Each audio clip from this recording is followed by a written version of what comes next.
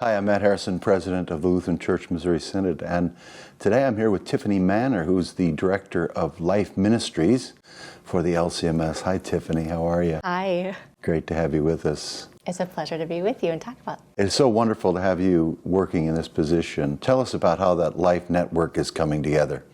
Oh, we have thousands of people in the Lutheran Church Missouri Synod who are passionate, engaged about life issues.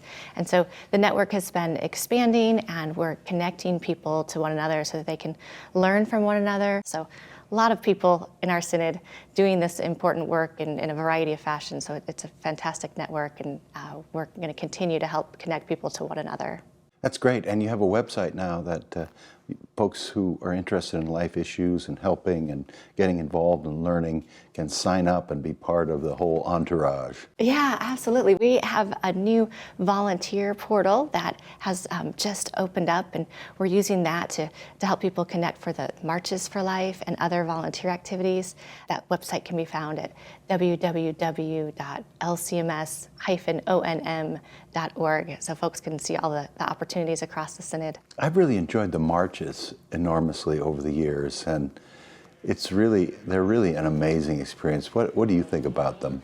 Oh, the marches are great. It's a joyful opportunity to come together with Lutherans and stand together with Christians and other people who are confessing the same things about life that we are. We're going to be involved in a number of marches across the U.S. The first one is January 8th in Chicago. There's some other regional marches, Kansas and California, Minnesota, but then the National March for Life is January 21st in Washington, D.C. They're always such great events, and there's something about standing in front of the world and simply rendering your confession. And we Lutherans, we sing hymns as we march along, and we're known for that. Make sure you folks come to Chicago, especially on January the 8th, because I don't want to go up there and stand in the cold if I'm going to be alone. So we can't be alone up there. 1 John 3 is this magnificent passage. In this we have known the love. You want to know what real love is? This is it, he's saying. That this one, that is Christ, gave his life on behalf of us. And we ought, on behalf of the brethren, lay down our lives. Whoever has the bion tu kosmou, the sustenance of life, or what it takes to live, bion, that's the life word, and beholds his brother in need, and closes his splachna, that great word for compassion, the guts, closes his heart, how can the love of God remain in him? Children, let us not love with word or tongue, but in deed and truth. A lot of people criticize us for standing up at key moments for life and the unborn. And then they love to come back and say, well, you don't do anything for real, live babies born outside the womb, for women in trouble. That's just false, isn't it? It is. The church throughout the ages has cared for women, their children, families. Christians, our congregations all across the United States, our partners around the globe, we are continually walking with people who are facing difficult family situations, with women who have life occurrences while they're pregnant that cause them to be frightened.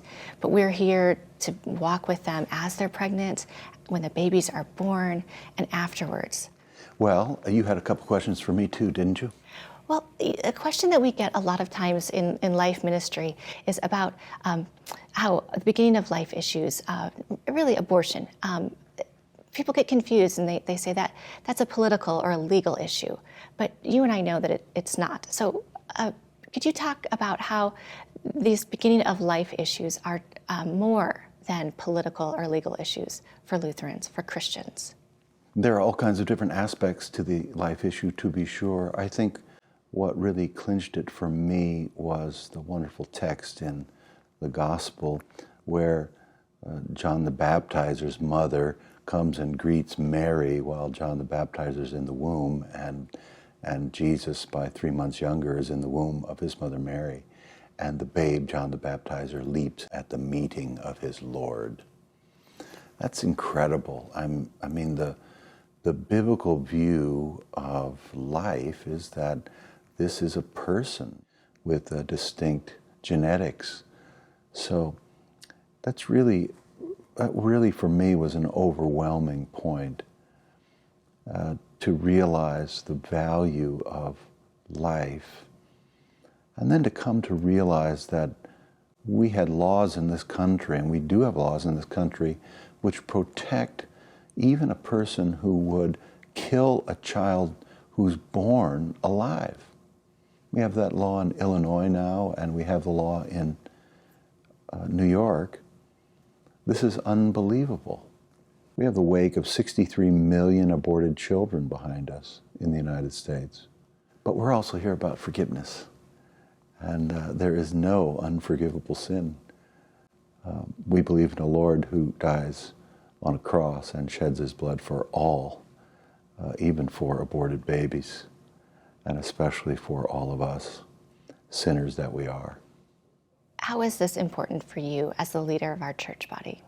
The Missouri Synod is pro-life. It's amazing. In our national conventions, we vote, and we're like 99.5% pro-life. And that even despite the fact that we are not all united politically, and we don't require that as a church body, but we as Christian people recognize clearly that life is a gift of God and it's something to be honored and treasured and loved. How is it that our members can care for people who are vulnerable to abortion? Or really, how do they care for women and children after they're born? There are lots of opportunities to care, and you know them better than I do. We have a number of pro-life organizations throughout the Missouri Synod. In every community, there are pro-life organizations that care for women in need. Contact your local congregation and see what they have going, and see what they have going in the community. Find the pro-life leaders in your community and ask how you can help, be involved, take part.